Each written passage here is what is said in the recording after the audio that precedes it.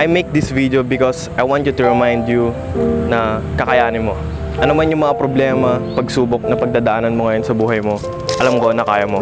Imagine your future self na proud siya sa'yo because you did it, man. Napagtagumpayan mo at, hindi ka nawalan ng pag-asa sa buhay. Na kung ano man yung mga problema na pinagdaanan mo, hindi ka sumuko, pare. And you finish the race, man.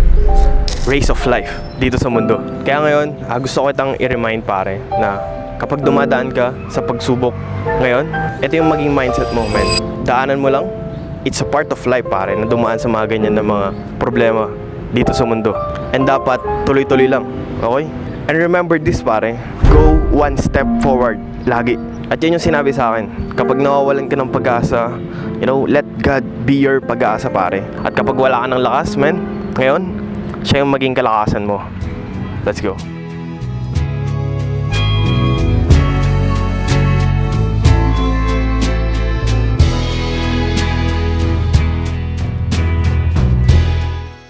Nandito ako sa Tarlac, pare. Dito sa may Pinyal Mountain.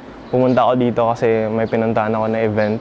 Gaya nga ng intro na ginawa ko kanina, yung bago tong video na to, na kahit ano man yung problema na pagdaanan mo, dapat kayanin mo kasi it's a part of life, pare. Ang gagawin mo lang is harapin. And I know, sabi niya sa 1 Corinthians 10:13, pare, He will not allow those problems na maranasan mo kung hindi mo kaya. And kung hindi mo na kaya, bibigyan ka ng way, paraan ng Diyos para mapagtagumpayan lahat ng mga yan.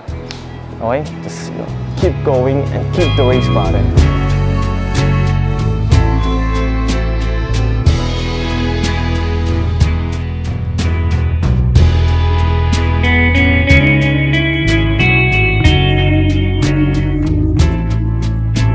In times of problems, mas nakikilala mo yung sarili mo. You will be then realize, are you actually the person na matapang or hindi nawawalan ng pag-asa in times of problems, pagsubok? And hindi mo nawawalayan, mas nabibuild mo na yung yung character. Kung gusto mong mag-start sa personal development journey mo, ang una mong gagawin talaga is kilalanin mo muna yung sarili mo. And kapag dumadaan ka sa problema, mas nakikilala mo yung sarili mo. And ang ibig sabihin nun, mas nag-grow ka. Okay?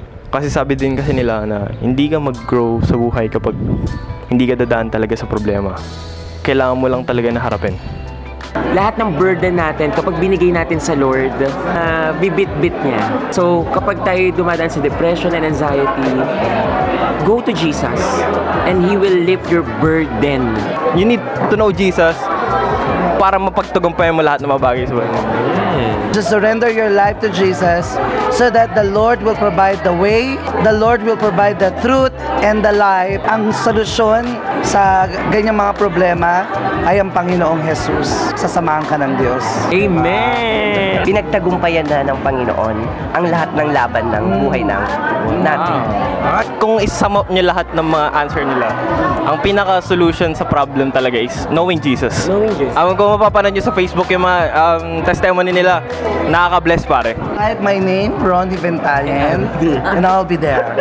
Aris Abarquez po, pero Brother Aris po. May page po tayo para sa Lord. I-search nyo na lang yung Freedom Ministry para mas mabless po kayo.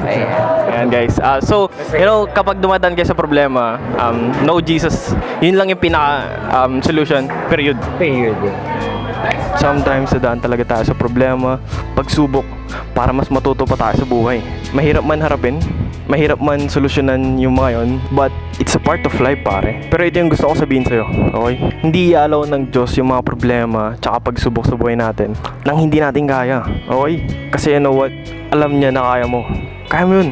Oo, He will give you the strength para malagpasan yung mga pagsubok na yan sa buhay mo. Kasi lahat ng bagay nasusolusyonan at lahat ng problema is napapagtagumpayan.